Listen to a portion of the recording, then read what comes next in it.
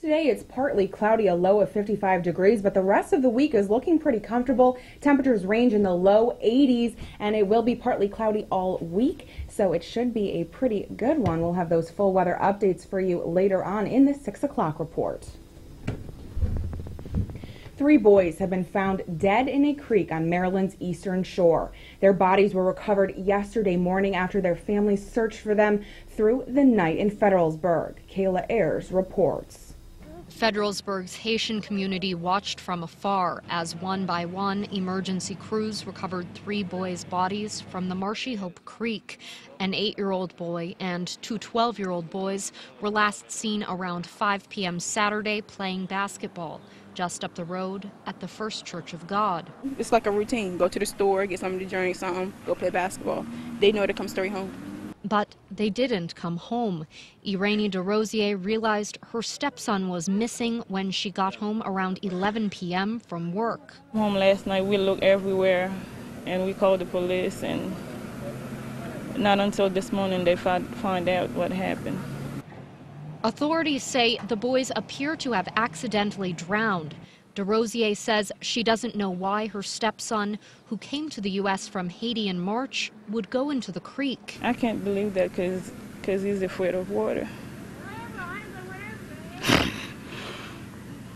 Daniela Blanchard says Marshy Hope Creek is deceptively dangerous and that something needs to change. It's a tragedy, and they need to do something. They need to do something so that this doesn't happen again, so that no other child has to drown or fall in a quicksand. This doesn't make any sense at all. 6 organizations are calling on Pennsylvania Governor Tom Corbett to ask state lawmakers to delay the implementation of Pennsylvania's new voter ID law. It will require people to show photo identification when they go to the polls in November. In an announcement made last week, more than 758,000 of the 8.2 million registered voters in the Commonwealth lack the most commonly used photo ID cards provided by the Pennsylvania Department of Transportation. More than 24 states have some form of ID requirement, and 11 of those passed new rules over the past 2 years, largely at the urging of Republicans who say they want to prevent fraud. And in Allegheny County in New York, they're having a hard time finding people to work the polling places, in addition to actually finding locations around the county that can be established as polling places.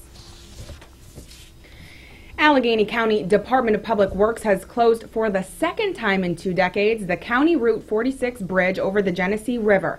They're closing it because the 110-year-old bridge has deteriorated significantly since the bridge was inspected back in October of 2011 and was rated in good condition. The bridge is well known through the area, and a local group has provided the county with more than $9,000 to help keep the bridge up and open. A decision has not yet been made.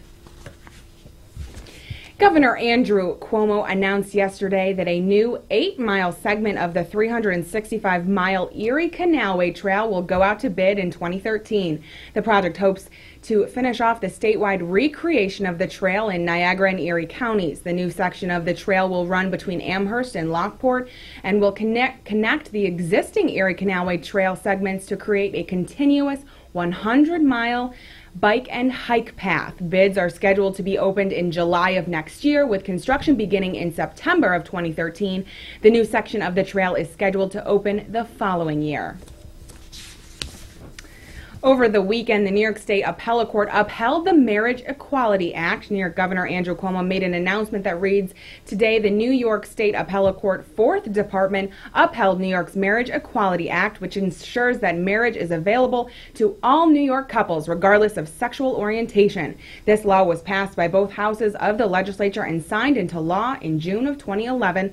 The court's decision affirms that in our state, there is marriage equality for all, and with this decision, New York continues to stand as the progressive leader for the nation." Tomorrow at noon, on the steps of City Hall in New York City, a coalition of elected officials, government groups, environmental advocates, and New Yorkers will come together for a press conference to denounce the New York State Department of Environmental Conservation's secret and exclusive communications with gas and oil companies regarding fracking regulations. The coalition will call on Governor Cuomo and the DEC to withdraw the draft of the environmental impact statement and initiate an independent review of fracking.